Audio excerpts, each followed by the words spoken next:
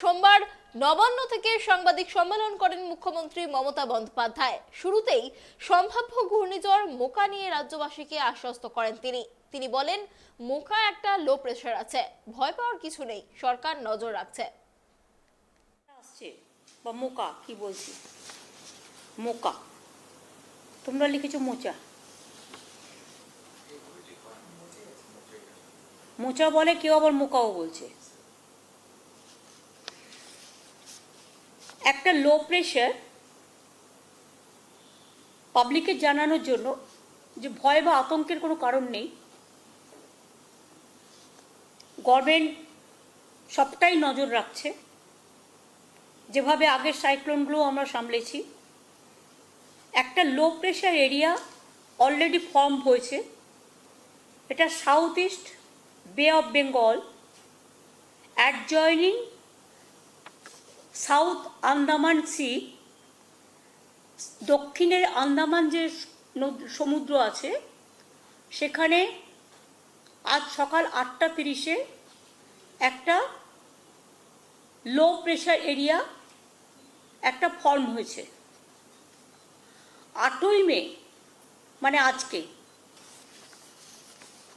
এটা 9th মে এর জন্য over the same region and further, যেহেতু আন্দামানে হলে আন্দামান বাংলার পাশেই, বাংলায় অ্যাডজয়নিং এরিয়া মানে 9 তারিখে এবং লাইকলি 10 তারিখে একটু ঝড় বৃষ্টি। এখনো পর্যন্ত যা ওয়েদার ফরকাস্ট পাওয়া যাচ্ছে তাতে east central bay of Bengal and Andaman sea on 10th মেতে কিছুটা ফার্দার সাইক্লোনিক স্টর্ম আসবে এবং এটা এরপরে initially north West words east central bay of Bengal till 11th মে এটা কন্টিনিউ করবে।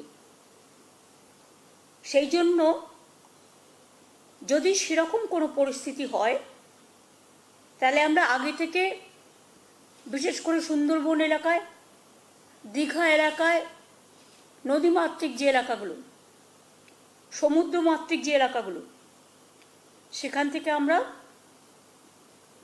রেস্কিউ করার চেষ্টা করব। যদি সেরকম পরিস্থিতি হয় আমরা ওয়াচ করছি 10-11, আর তারপরে এটা বাংলাদেশ হয়ে মায়ানমারে চলে যাবে। ক্লিয়ার করতে পারলাম? এটা এখনো পর্যন্ত IMD যে রিপোর্ট আছে ফর সাইক্লোন, এটা তার ইনফরমেশন অনুযায়ী বলছি।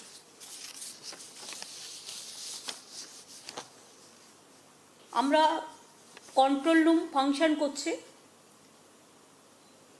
এবং NDRF, বিভিন্ন এজেন্সি সব কিছু নিয়ে 2nd মে অলরেডি চিফ সেক্রেটারি একটা মিটিং করেছে সাইক্লোন এরিয়া নিয়ে।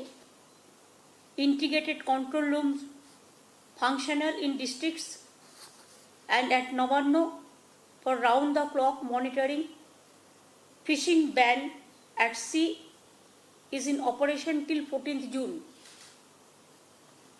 Sufficient stock of relief materials আছে, 25 lakh tarpaulins, 71 lakh relief cloths already district ম্যাজিস্ট্রেটদের কাছে দেওয়া আছে।